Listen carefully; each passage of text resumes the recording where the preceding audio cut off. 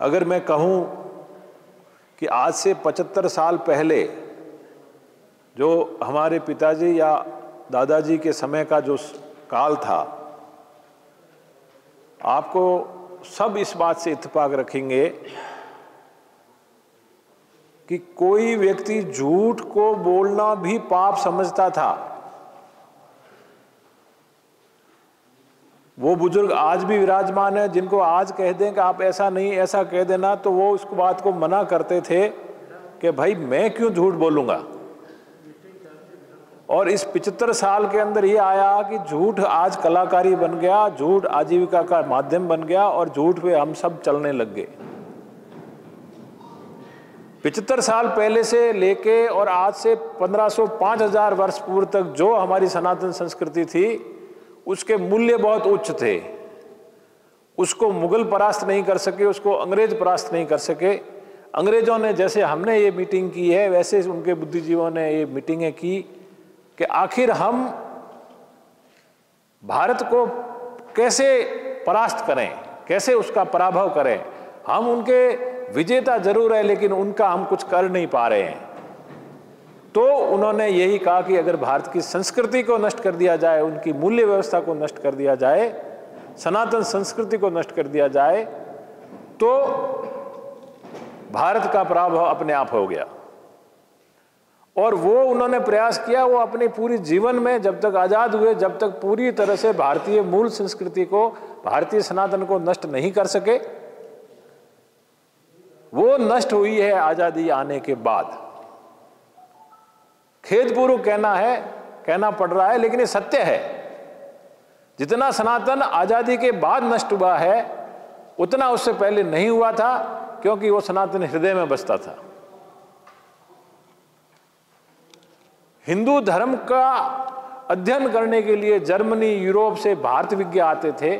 वो इसकी विशेषताओं को देखते थे और आज भी उनकी यूरोपियन संस्कृति की कमियों को दूर करने और उनका प्रतिस्थापन करने के लिए और अपने जीवन में ऊर्जा भरने के लिए, जीवन भरने के लिए, चेतना भरने के लिए वे लोग आज भी भारत में आकर भारत की संस्कृति को खोजते हैं। और हम उस संस्कृति को बड़ी हेय दृष्टि से देखते हैं। तो उस सनातन को जब तक हम आइडेंटिफाई नहीं करेंगे, पहचानेंगे नहीं, तब तक हमें यह पता नहीं लगेगा कि भारतीय संस्कृति है क्या। अगर मैं पाश्चात्य दृष्टिकोण से इसकी व्याख्या करूं, जो कि ज्यादा वैज्ञानिक है, तो हिंदू संस्कृति के अंदर 4 वर्ण है। और वो गीता के हिसाब से जो कहा गया, वो 4 धर्म है। धर्म हिंदू, मुस्लिम, जैन, ईसाई धर्म नहीं। धर्म यानी कर्तव्य। ये 4 वर्ण 4 तरह के कर्तव्य है जो समाज के सभी लोग आपस में अपनी अपनी प्रवृत्ति के अनुसार पालन करते हैं। और मैं तो जहां तक मेरे को कहीं भी मैंने इतने पढ़ा, जो भी मेरी सीमित रही है ज्ञान, कहीं भी शूद्र वर्ण नहीं है। जो अपने 3 वैश्य, क्षत्रिय और ब्राह्मण धर्म, इनकी तरफ से अनुकूलित नहीं होता है, इनकी तरफ से नहीं बढ़ता है, तो वो संसार का हर व्यक्ति शूद्र है। और उसमें एक आती है कृण्वन्तो विश्वम आर्यम, अर्थात हमें विश्व के हर व्यक्ति को आर्य बनाना है। अर्थात बेसिक प्रवृत्ति, पशु प्रवृत्ति जो है, उससे त्याग करके उसको ब्राह्मण बनाओ। अगर वो ज्ञान और शिक्षा प्राप्त करता है, अगर वो न्याय, प्रशासन, राज्य की तरफ जाता है, तो उसको क्षत्रिय बनाओ। और अगर वो गौरक्षा, व्यापार, वाणिज्य से विश्व की इकोनॉमी को चलाता है, तो वो वैश्य होगा। तो ये 4 वर्ण, 4 धर्म, 4 कर्तव्य सब पे लागू है। आज अगर मैं क्षत्रिय धर्म में जन्म लेता हूं और मैं कार्य अगर पढ़ने लिखने का करता हूं, तो मेरा कर्तव्य ब्राह्मण हो जाता है।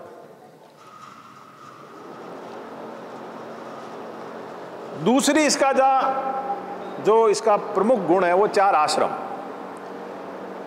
यानी ब्रह्मचर्य आश्रम, गृहस्थ आश्रम, वानप्रस्थ आश्रम और संन्यास आश्रम। ये भी केवल पूरे विश्व में हिंदू धर्म में ही मिलेंगे, सनातन में ही मिलेंगे और कहीं नहीं मिलेंगे। ब्रह्मचर्य आश्रम का मतलब वो जीवन में मानवीय समाज के अंदर वो शिक्षा ले, गृहस्थ आश्रम में उसको गृहस्थ के जीवन के पालन के परिपालन के लिए अपने सारे कर्तव्यों को पूरा करे।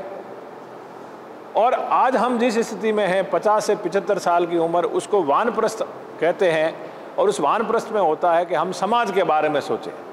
तो कितना सही बात है कि आज हम जिस अवस्था में आके यहाँ आ रहे हैं तो हम हमारे वानप्रस्थ का पालन कर रहे हैं।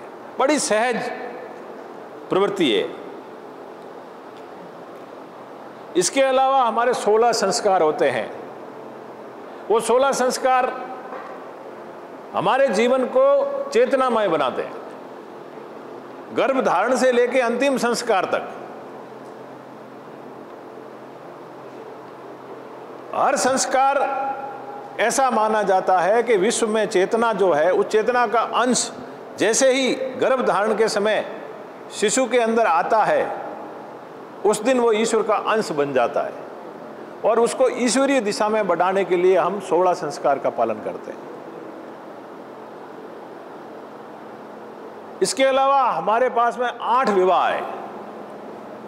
ये बेसिक सब जानते हैं, आपने पढ़ा भी होगा। लेकिन जिसमें ब्रह्मचर्य, प्रजापत्य 4 विवाह है, वो मान्य विवाह है और 4 अमान्य विवाह है।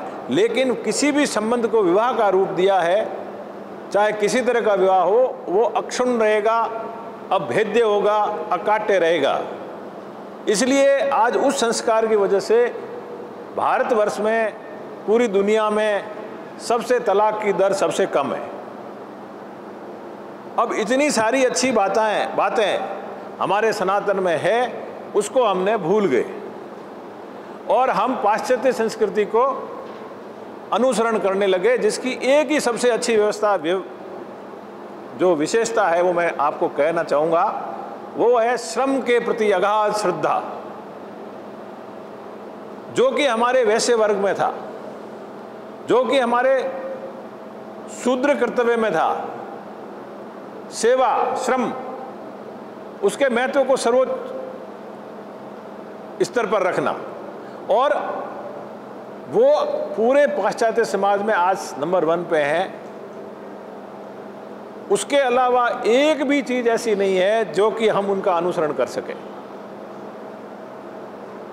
वो केवल हमारे धर्मों में केवल एक धर्म, सेवा धर्म का अनुसरण किया, श्रम का अनुसरण किया और आज पूरे विश्व के चैंपियन बन गए, सबसे बड़े बड़े अधिकारी, बड़े बड़े राज्य राष्ट्र बन गए।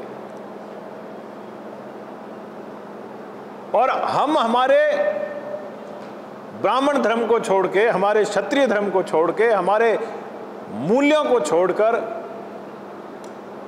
उनका अनुसरण कर रहे हैं। ये सोचने का विषय है। सबसे पहले हमें अपने मूल्यों के ऊपर लौटना पड़ेगा और उन मूल्यों का महत्व जब तक स्थापित नहीं होगा, मुझे खेदपूर्वक कहना पड़ेगा कि हम किसी सनातन की, किसी राम राज्य की स्थापना नहीं कर पाएंगे। मैं आपको उदाहरण देके बताता हूं छात्र धर्म के बारे में। छात्र धर्म का प्रथम जो एथिक्स मूल्य है वो है निडरता।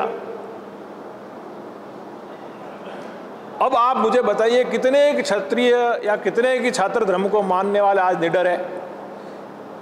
और उस निडरता का परिणाम आप देखो।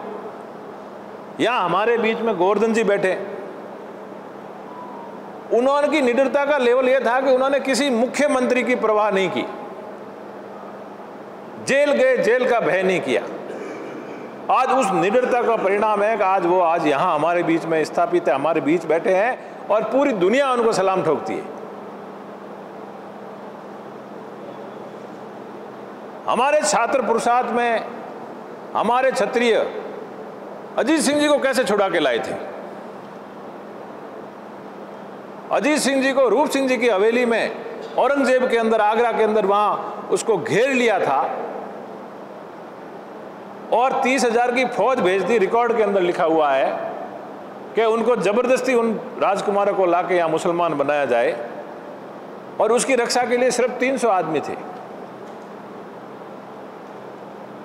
जिसमें से 100 आदमी रघुनाथ सिंह भाटी के नेतृत्व में रूप सिंह जी की हवेली में रहे। क्या उनको मौत नहीं दिखाई दे रही थी? 30,000 के आगे सिर्फ 100। बाकी 200 व्यक्ति थे, वो लोग राजकुमार और महारानियों को लेके मारवाड़ की तरफ प्रस्थान कर जाते हैं और वो 100 आदमी वहां लड़ते हैं। वो इतने दुर्धर्ष तरीके से लड़ते हैं, उसमें 70 मारे जाते हैं, 30 फिर वापस पीछे पीछे जाते हैं। इसलिए नहीं कि भाग के जा रहे थे, दूसरी जगह उनको रोकने के लिए, क्योंकि 30,000 की पूरी सेना 30 आदमियों से मुकाबला नहीं हो सकता था। तो सेना उनका पीछा करती है, 50-60 कोस आगे फिर मुकाबला होता है, फिर वहाँ 100 आदमी रहते हैं। जानती हुई मौत को देखते हुए बिना डरे वहाँ वो मुकाबला करते हैं और तीसरी बार स्वयं दुर्गादास और मुकुंददास खिची के नेतृत्व में फिर मुकाबला होता है। राजकुमार को आगे भेजा जाता है और तीसरी बात औरंगजेब की सेना हताश हो जाती है और पीछा छोड़ देती है, जिसकी वजह से अजितोदय हुआ, जिसकी वजह से वीर दुर्गादास हुए। आप वो कहाँ से शुरू हुई कहानी? वो कहानी शुरू हुई निडरता से। आज हम कहें कि हम डर कर छात्र धर्म का पालन कर देंगे, तो ये वैसे ही है जैसे मुर्दे में कोई काम करवा ले। तो जो एथिक्स है, जो वैल्यू है, अगर हम उसको नहीं रखेंगे, न्याय की एथिक्स सब जगह थी, सत्य की एथिक्स सब जगह थी, हमारी परंपराएं, हेरिटेज, उसके अंदर आप पुरानी मूर्तियां देखो, आप देवलियां देखो, छतरियां देखो, उनके ऊपर एक तरफ चंद्रमा का चित्र होता है, एक तरफ सूर्य का चित्र होता है। ये दोनों साक्षी है। हमारी सबसे बड़ी साक्षी होती है सूर्य और चंद्रमा की साख, अर्थात वो अखंड है, आज नहीं अनंत काल तक रहेंगे। उनके सामने साक्षी लिख के वो लिखा गया है लेख, इसमें झूठ नहीं हो सकता। हमारे इतिहासकार उसको तो झूठ कहते हैं और बाबरनामा को सही कहते हैं। कितना वैल्यू का अंतर आ गया। एक व्यक्ति, एक बुजुर्ग की पीढ़ी थी, एक बुजुर्गों की, जो कि झूठ उनसे बुलवा जाओ तो बोलते नहीं थे, चुप रह जाते थे। वो कहते मैं झूठ बोल के पाप का भागी क्यों बनूं? उस वैल्यू को छोड़ के और हमने लोगों के प्रलापों को सत्य मानना शुरू कर दिया। ऐसा तो हुआ होगा, रावण बड़ा महान होगा। अगर रावण महान था तो राम उनको क्यों मारते? राम की पूजा क्यों होती? रावण को क्यों जलाते? तो इस तरह का जो अशुद्धता, पाखंड हमारी सोसाइटी में आ गया है, उस पाखंड के रहते हुए अगर हम हिंदू सनातन की बात करें, हिंदू संस्कृति की बात करें, तो माफ कीजिए, वो हिंदू सनातन संस्कृति हमारे पास नहीं आ सकती। शौर्य, तेज, धैर्य, दक्षता, अपलायन। आज इतने बड़े समाज में सबसे बड़ा पलायन होता है मृत्यु की ओर, यानी जिम्मेदारी से भाग के मौत को गले लगा दो। वो पलायनवादिता हावी होगी। लोग युद्ध से नहीं पलायन करते थे, यहां जिम्मेदारियों से पलायन करके मौत की तरफ चले जा रहे हैं। कितना पतन हुआ है। वचनबद्धता कहां गई? हम में से खुद, आप सुबह से लेकर शाम तक बात करो, आपने कितने कमिटमेंट किए, छोटे से छोटे, और कितने उसमें से आपने पूरे किए? किसी को कहा, जैसे मैंने आपको कहा था कि मैं आऊंगा, मेरी ऐसी परिस्थितियां बदली 3 दिन में, मैंने बार बार इनको रिक्वेस्ट किया कि मुझे इस कमिटमेंट से मेरे को मुक्त करें। मैं यहाँ से 500 किलोमीटर दूर बाड़मेर हूँ, आना संभव नहीं है, निजी जिम्मेदारी आ गई, बट इन्होंने मेरे को मुक्त नहीं किया। तो मेरी कर्तव्य था, मेरा कमिटमेंट था, इसलिए मैं सीधा यहाँ आया। एक बार वचन दे दिया तो उसको मरते दम तक निभाना, ये था हमारे आज से 75 साल पहले। और आज किसी को कोई भी गप मार दो, कोई भी बात कह दो, भाई साहब दे देंगे आपको पैसे, कोई बात नहीं, कल दे दूंगा, परसों दे दूंगा। कितने झूठ बोलते हैं। बल्लू जी चंपावत, जिनके मूंछ के बाल को गिरवी रखा था, जब वो अमर सिंह जी राठौड़ के शव लेने गए, क्योंकि उनकी रानियों ने कहा हमें सती होना है, और मूंछ का बाल गिरवी रखा कि मेरे पास और कुछ नहीं है, मेरे को सेना के लिए धन चाहिए, तो साहूकार ने उसको जैसे जितना चाहा उतना धन दे दिया। उनसे उन्होंने 400 आदमियों की सेना लेके वहाँ गए, और फिर अंदर जैसी कहानी सब जानते हैं, अंदर गए, बादशाह से 5 आदमी मिलने गए, और वो उनका शव लेके, और नील धवल घोड़ा जो महाराणा मेवाड़ ने भेंट किया था उसको कूदा के और किले की दीवार से कूदा के नीचे आए। उन्होंने संघर्ष किया और रानियां सती हुई। उनके वंशजों ने उसके मूंछ के बाल का पुनः अंतिम संस्कार किया। कितनी बड़ी वचनबद्धता थी, जिसकी कहानी हम आज 400 साल 300 साल बाद में पढ़ते हैं। लेकिन आज ऐसी वचनबद्धता का एक उदाहरण बता दो मेरे को, या आपके आसपास में किसी ने देखा हो तो बता दो।